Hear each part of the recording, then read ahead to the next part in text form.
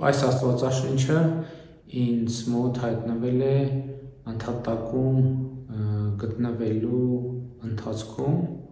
ուզում եմ հիշեցնել, որ ես ընդհատակում եղել եմ 2008 թվականի մարտի 2-ից մինչև 2009 թվականի հուլիսի 1-ը և հետագայում այս աստվածաշունչը ինձ հետ եղել է բանտում 1 տարի 11 ամսվա ընթացքում և վերջերս Միացյալ Նահանգներ կատարած այցի ընթացքում տենց գաղափար առաջացավ և ես խոստացա, որ այս աստվածաշունչը կնվիրեմ Վաշինգտոնի Աստվածաշնչի թանգարանին և հիմա այս գործընթացը տեղի է ունենում և առաջիկայում այս նվերը կուղարկեմ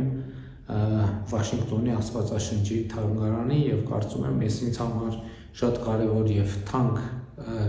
գիրքը շատ կարևոր տեղում կհանգրվանի և դա ճիշտ տեղ է հանգրվանի համար։